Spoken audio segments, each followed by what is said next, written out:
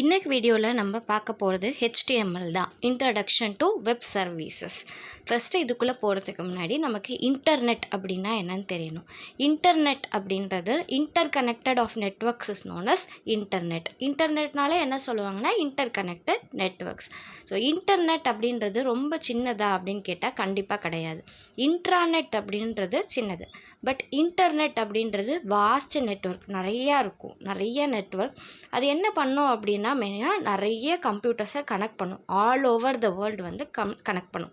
எதுக்காக இந்த இன்டர்நெட் வந்து நம்ம யூஸ் பண்ணுறோம் அப்படின்னு கேட்டிங்கன்னா, நம்ம இன்ஃபர்மேஷன்ஸ் எல்லாம் ஷேர் பண்ணிக்கிறதுக்காகவும் நம்ம கம்யூனிகேட் பண்ணிக்கிறதுக்காகவும் யூஸ் பண்ணுறது தான் இன்டர்நெட். ஸோ இன்டர்நெட் அப்படின்றது லோக்கல் நெட்ஒர்க்கா அப்படின்னு கேட்டிங்கன்னா கண்டிப்பாக கிடையாது. இன்டர்நெட்டுன்றது குளோபல் நெட்ஒர்க். அப்போ எது லோக்கல் நெட்ஒர்க்குன்னு கேட்டிங்கன்னா இன்ட்ராநெட் அப்படின்றது தான் லோக்கல் நெட்ஒர்க். இன்டர்நெட்டை நம்ம குளோபல் நெட்ஒர்க்குன்னு சொல்லுவோம். ஏன்னா அது நிறைய நம்பர் ஆஃப் கம்ப்யூட்டர்ஸ் வந்து லிங்க் ஆகிருக்கும். we can communicate the information all over the world. அதனால தான் இன்டர்நெட்டுன்றது குளோபல் நெட்ஒர்க்குன்னு சொல்லுவோம். இதே மாதிரி வந்து சர்வரு, நம்மளோட ஃபோன்ஸு, ஸ்மார்ட் அப்ளையன்சஸ், அதாவது நம்மளோட வீட்டில் இருக்கிற ஃப்ரிட்ஜு, நம்மளோட வாஷிங் மிஷினு, நம்மளோட ஏசி, இது மாதிரி எல்லாத்தையும் என்ன பண்ணலாம், இப்போ இருக்கிற வேர்ல்டில் ஒரு ஆப்பில் நம்ம வீட்டில் இருக்கிற எல்லா ஸ்மார்ட் அப்ளையன்ஸஸும் கனெக்ட் பண்ணுற மாதிரி எல்லாம் வந்துருச்சு. ஸோ அதை தான் இங்கே மென்ஷன் பண்ணியிருப்பாங்க. சர்வர், ஃபோன்ஸ், ஸ்மார்ட் அப்ளையன்ஸ், இது எல்லாமே வந்து கம்யூனிகேட் பண்ணிக்கலாம். எப்படி வந்து அதெல்லாம் கம்யூனிகேட் ஆகுது அப்படின்னு பார்த்தீங்கன்னா TCP/IP ப்ரோட்டோகால் மூலமாக தான் கம்யூனிகேட் பண்ண முடியும். TCP அப்படின்றது டிரான்ஸ்மிஷன் கண்ட்ரோல் ப்ரோட்டோகால். அதுலேயே ஆன்சர் இருக்குது. ஃபார் மெயினாக எதுக்காக யூஸ் பண்ணுவாங்க, டிரான்ஸ்மிஷன் கண்ட்ரோல் ப்ரோட்டோகால் அப்படின்றது ஒரு இன்ஃபர்மேஷனையோ ஃபைலோ ஃபாஸ்ட்டாக எக்ஸ்சேஞ்ச் பண்ணணும் அப்படின்றதுக்காக யூஸ் பண்ணுவாங்க. இந்த இன்டர்நெட்டோட ஃபவுண்டர் யாருன்னு கேட்டிங்கன்னா வின்டர் சர்ஃப் அப்படின்றவர். அவர் எப்போ வந்து அவரோட பர்த் டேட் வந்து June 23, 1943. அடுத்து வெப் ப்ரௌசர்னால் வந்து என்னென்னு பார்க்க போகிறோம். A software application used to access the information on World Wide Web is called web browser. So இன்டர்நெட்லாம் என்னென்னு படித்தோம். இப்போ வெப் ப்ரௌசர் அப்படின்றது என்னென்னா நம்ம சாஃப்ட்வேர் அப்ளிகேஷன், அதாவது ஒரு Google Chrome, Mozilla Firefox, opera, இது மாதிரி ஏதோ ஒரு அப்ளிகேஷன் இன்ஃபர்மேஷன்ஸை ஆக்சஸ் பண்ணுறோம். இப்போ நம்ம வாட் இஸ் கம்ப்யூட்டர் நெட்ஒர்க் அது தெரியலைன்னா கேட்குறோம். கேட்ட உடனே என்ன ஆகுது, அது போய் வெப் சர்வரில் போய் தேடும். சர்வர்லேருந்து என்ன பண்ணும், தேடி ப்ரௌசரில் வந்து டிஸ்பிளேவாக நமக்கு கொடுக்குது. ஸோ யூசர் என்ன பண்ணுறாங்க, ஏதோ ஒரு இன்ஃபர்மேஷனை ரெக்வஸ்ட் பண்ணுறாங்க. அந்த ரெக்வஸ்ட் பண்ண இன்ஃபர்மேஷனை என்ன பண்ணுது, வெப் ப்ரௌசர் வந்து அந்த டேட்டாவெல்லாம் ஃபெச் பண்ணிட்டு வந்து யூசரோட ஸ்க்ரீனில் கொடுக்குது. இந்த வெப் ப்ரௌசரோட பர்பஸ் என்ன அப்படின்னு கேட்டால், கண்டென்ட் எல்லாத்தையும் வேர்ல்டு வைடு வெப்லேருந்து எடுத்துகிட்டு வர்றது தான் இந்த வெப் ப்ரௌசரோட வேலை. அப்போ இதெல்லாம் எங்கே ஸ்டோர் ஆகிருக்கும் அப்படின்னா ஒரு சென்ட்ரல் சர்வரில் ஸ்டோர் ஆகிருக்கும். அந்த சென்ட்ரல் சர்வர்லேருந்து தான் நம்ம கேட்குற டேட்டா எல்லாத்தையும் எடுத்துகிட்டு வந்து இந்த வெப் ப்ரௌசர் யூசரோட வெப் பேஜில் வந்து யூசரோட ப்ரௌசரில் டிஸ்பிளே பண்ணுது. வெப் பேஜில் என்னென்னலாம் இருக்கும் அப்படின்னு கேட்டிங்கன்னா ஹைப்பர் லிங்க் இருக்கும். ஒரு லிங்க்லேயும் என்ன இருக்கும், ஈச் லிங்க் கண்டெயின் URL. அந்த URLல தான் 2 டைப்ஸ் இருக்குது. அப்சல்யூட் URL, இன்னொன்று ரிலேட்டிவ் URL. அப்சல்யூட் URLனால் என்னென்னா complete path of file location is known as absolute URL. Relative URLனால் என்னென்னா பார்ஷியல் பாத் இருந்ததுன்னா அது ரிலேட்டிவ் URLன்னு சொல்லுவோம். இந்த மாதிரி லிங்க் எல்லாத்துலேயுமே கண்டிப்பாக URL அப்படின்னு இருக்கும். அந்த லிங்க்கை போய் கிளிக் பண்ணோம் அப்படின்னா என்ன ஆகும், அந்த ப்ரௌசர் வந்து ஒரு வெப் பேஜுக்கு நம்மளை ரீடைரக்ட் பண்ணிவிடும். எல்லா ப்ரௌசர்லையுமே கண்டிப்பாக கேட்ச் அப்படின்னு ஒன்று இருக்கும். அது என்ன ஆகும் அப்படின்னா யூசர் என்ன மாதிரி வெப்சைட்ஸ் எல்லாம் பார்க்குறாங்க, என்னென்னலாம் பார்க்குறாங்க அப்படின்றது அந்த கேட்ச் மெமரியில் வந்து ஸ்டோர் ஆகிட்டே இருக்கும். Catch can store many times. இது மாதிரி கேட்ச் வந்து எல்லா இன்ஃபர்மேஷனையும் ஸ்டோர் பண்ணிகிட்டே இருக்கும், இமேஜஸாக இருந்தாலும் சரி எல்லாமே. So they do not need to be downloaded from server again. அதனால் மறுபடியும் நம்ம சர்வர்லேருந்து டவுன்லோட் பண்ணிட்டு வரணுன்ற தேவை இல்லை. Cached items are usually only stored for as long as web server stipulates in HTTP response messages. இந்த கேட்ச்டு ஐட்டம்ஸ் எல்லாமே என்ன ஆகும் அப்படின்னா வெப் சர்வரில் போய் ஸ்டோர் ஆகிட்டே இருக்கும். அது லாங் டைமுக்கு எப்பொழுதுமே இருக்கும். Next feature and function of web browser. So web ப்ரௌசரோட ஃபீச்சர்ஸ் என்னென்ன, அதோட வேலைகள் என்னென்ன அப்படின்னு தான் பார்க்க போகிறோம். ஸோ யூசர் என்னென்னலாம் பார்க்குறாங்களோ அந்த இன்ஃபர்மேஷன்ஸ் எல்லாத்தையும் சார்ட் அவுட் பண்ணி வெப் ப்ரௌசரில் ஆல்ரெடி அங்கே ஸ்டோர் பண்ணி வச்சுக்கிட்டே இருக்கும். அதில் என்னென்னலாம் இன்க்ளூட் ஆகும் அப்படின்னா ரிட்ரைவல், அதாவது ஃபெச் பண்ணி எடுத்துகிட்டு வருது, டிஸ்பிளே, அப்புறம் navigation. New browsers are very minimal with an easy user interface with support of HTML opening all file formats and protocols in one place. எல்லா ப்ரௌசர்ஸ்லையுமே கண்டிப்பாக UI அப்படின்னு ஒன்று இருக்குது. யூஐனா என்னென்னா யூசர் இன்டர்ஃபேஸ். அதாவது ஒரு வெப்பேஜோ வெப்சைட்டோ ஓப்பன் பண்ணுறோம் அப்படின்னா அது எப்படி இருக்கணும், யூஸரை ரொம்ப அட்ராக்ட் பண்ணுற மாதிரி தான் இருக்கும். அப்போ எந்த ஒரு வெப் ப்ரௌசராக இருந்தாலும் அதில் கண்டிப்பாக வந்து ஹெச்டிஎம்எல் வந்து கண்டிப்பாக சப்போர்ட் பண்ணும். ஹெச்டிஎம்எல் இல்லாமல் ஒரு வெப்சைட்டை வந்து க்ரியேட் பண்ண முடியாது. அடுத்து தேர்ட் பாயிண்ட், இதில் வெப் பேஜஸ்லாம் நம்ம என்ன பண்ணலாம் அப்படின்னா, நம்ம ஃப்ரீக்வெண்ட்டாக பார்க்குற வெப் பேஜஸ் எல்லாத்தையும் புக் மார்க் பண்ணி வச்சுக்கலாம் அப்படின்னு சொல்லியிருப்பாங்க. அப்போ புக் மார்க் பண்ணி வைக்கிறதோட பர்பஸ் என்ன அப்படின்னு கேட்டிங்கன்னா, ஈஸியாக ஃபாஸ்ட்டாக வந்து நம்ம ஃப்யூச்சரில் அதை ஆக்சஸ் பண்ணி எடுத்துக்கலாம். நம்ம ஃப்ரீக்வெண்ட்டாக ஆக்சஸ் பண்ணுற எல்லாத்தையும் ஃபேவரேட்டில் கூட நம்ம போட்டு வச்சுக்கலாம். அதே மாதிரி நம்ம பார்த்த ஹிஸ்ட்ரியெல்லாம் டெலீட் பண்ணலாம்.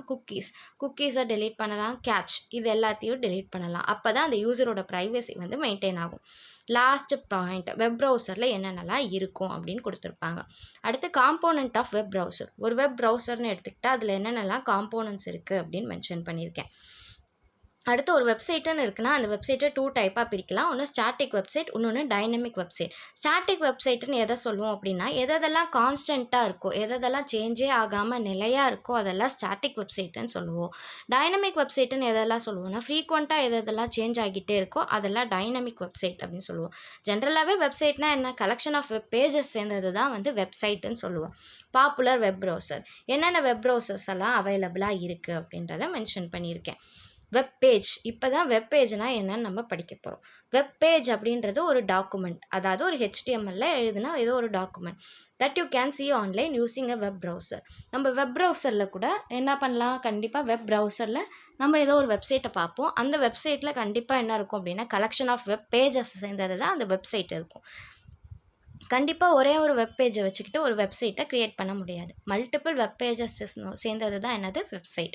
நிறைய வெப் பேஜஸில் என்னென்னலாம் இருக்குன்னு கேட்டிங்கன்னா, டெக்ஸ்ட்டு, ஃபோட்டோ, வீடியோ, அதே மாதிரி லிங்க்கு, இது எல்லாமே இருக்கும். இந்த மாதிரி நிறைய வெப் பேஜஸ் எல்லாம் யார் வந்து மேனேஜ் பண்ணுவாங்க, கண்டிப்பாக ஒரு பர்சன் தான் வந்து மேனேஜ் பண்ணுவாங்க. அதுதான் என்ன அப்படின்னா வெப்சைட். ஷார்ட்டாக சொல்லணும்னா website is a collection of web pages. Collection of web pages which are grouped together and usually connected together in various ways. நான் இப்போ சொன்ன அதே பாயிண்ட் தான். எல்லா வெப் பேஜஸோட கலெக்ஷனையும் என்ன பண்ணுவாங்கன்னா ஒன்றாக்கி நிறைய விதமாக வந்து அதை யூஸ் பண்ணலாம். இது மாதிரி வெப் பேஜ் க்ரியேட் பண்ணுறதுக்கு ஹெச்டிஎம்எல்ல என்னென்ன டேகெல்லாம் யூஸ் பண்ணுவோம் மெயினாக. ஹெச்டிஎம்எல் கன்சிஸ்ட் ஆஃப் 2 பார்ட்ஸ் நமக்கு தெரியும். ஒன்று ஹெட் செக்ஷன், இன்னொன்று பாடி செக்ஷன். ஹெச்டிஎம்எல்னால் ஃபஸ்ட்டு என்னது, hyper text markup language. HTML ஒரு ப்ரோக்ராமிங் லாங்குவேஜா? கண்டிப்பாக கிடையாது. ஹெச்டிஎம்எல் அப்படின்றது என்னது, மார்க்அப் லாங்குவேஜ். ஹெச்டிஎம்எல் மெயினாக வந்து இதில் கண்டெய்னர் எலமெண்ட், எம்டி எலமெண்ட்டுன்னு 2 இருக்குது. கண்டெய்னர் எலமெண்ட்னா என்னென்னா, ப்ராப்பராக ஓப்பன் பண்ணி க்ளோஸ் பண்ணால் அதெல்லாம் கண்டெய்னர் எலமெண்ட். ப்ராப்பராக ஓப்பன் பண்ணிவிட்டு க்ளோஸ் பண்ணாமல் விட்டோன்னா அது எம்டி எலமெண்ட்ஸ் அப்படின்னு சொல்லுவாங்க. ஹெச்டிஎம்எல் ஓப்பன் பண்ணி க்ளோஸ் பண்ணியிருக்கோம், ஹெட்டு ஓப்பன் பண்ணி க்ளோஸ் பண்ணியிருக்கோம், டைட்டில் க்ளோஸ் பண்ணியிருக்காங்க, பாடி டேகை க்ளோஸ் பண்ணியிருக்காங்க. இது 4 தான் ஒரு ஹெச்டிஎம்எல் ப்ரோக்ராம் எழுதுறதுக்கு மெயினாக தேவையானது. அடுத்து பார்த்தீங்கன்னா ஹெட்டிங் டேக் அப்படின்றதுல H1 அப்படின்றது பெரிய சைஸில் டிஸ்பிளே ஆகிறதுக்கு எழுதுவோம். H6ன்றது சின்ன சைஸில் டிஸ்பிளே ஆகிறதுக்காக எழுதுவோம். இப்போ இதுதான் ஒரு HTML ப்ரோக்ராமோட ஒரு structure. HTML consist of 2 section. ஒன்று ஹெட்டு, ஸோ ஹெட்டு போட்டுட்டேன். டைட்டில் நீங்கள் கொடுக்கறது தான். ஹெட்டு செக்ஷனை க்ளோஸ் பண்ணியாச்சு. Body tag H1, this is HTML program அப்படின்றது எப்படி வேணும், எனக்கு பெருசாக வேணுன்றதுனால H1ல் கொடுத்துருக்கேன். H6ன்றது இருக்கிறதுலே சின்ன சைஸு, அதனால் என்ன பண்ணியிருக்கேன், H6 கொடுத்துருக்கேன். பாடி டேக் ஓப்பன் பண்ணதை க்ளோஸ் பண்ணிவிட்டு HTML டேகையே க்ளோஸ் பண்ணிட்டேன்.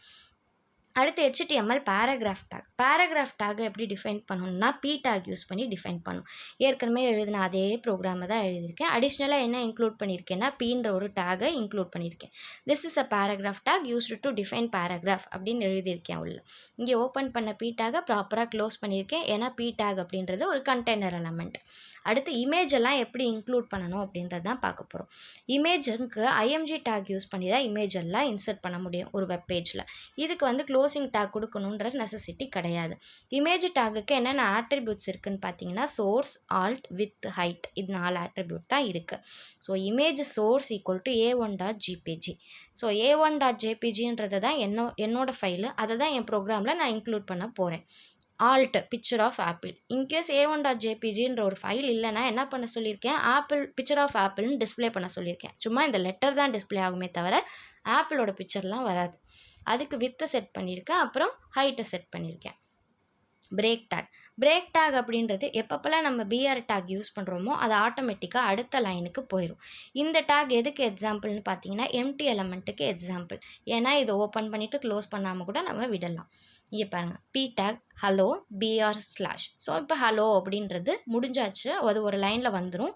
அடுத்த லைனில் என்ன வரும்னா ஹாய் வெல்கம் டு கணினி இன்தரணி அப்படின்னு வரும். மறுபடியும் நான் பிஆர் டேக் கொடுத்துட்டேன், அப்போ என்ன ஆகும், அடுத்த லைனுக்கு வரும் தேங்க்ஸ் ஃபார் வாட்சிங் அப்படின்னு வரும். அவ்வளோதான். இது பிரேக் டேக். பிரேக் டேக் எதில் வரும்னா எம்டி எலமெண்ட். அடுத்து P tag, I tag, U tag. P டேக்ன்றது போல்டாக வரத்துக்கு யூஸ் பண்ணுவோம். ஐ டேக்ன்றது இட்டாலிக்கு, யூ டேக்ன்றது அண்டர்லைனுக்கு. இது எப்படி ப்ரோக்ராமில் யூஸ் பண்ணணும் அப்படின்றதுக்கு இங்கே எக்ஸாம்பிள் எழுதியிருக்கேன். இது கண்டெய்னர் எலமெண்ட்டுன்றதுனால கரெக்டாக ஓப்பன் பண்ணி க்ளோஸ் பண்ணணும். அவ்வளோதான் இன்ட்ரடக்ஷன் டு வெப் சர்வீசஸ். இந்த வீடியோ உங்களுக்கு பிடிச்சிருந்தா கணினி இன்தரணி சேனலை சப்ஸ்கிரைப் பண்ணி பக்கத்தில் இருக்கிற பெல் ஐக்கான் ப்ரெஸ் பண்ணுங்கள். இந்த வீடியோ ரிலேட்டடாக எந்த டவுட் இருந்தாலும் மறக்காமல் கமெண்ட் செக்ஷனில் கமெண்ட் பண்ணுங்கள். இந்த வீடியோ நிறையா பேருக்கு ஷேர் பண்ணுங்கள். தேங்க்ஸ் ஃபார் வாட்சிங் மை வீடியோ.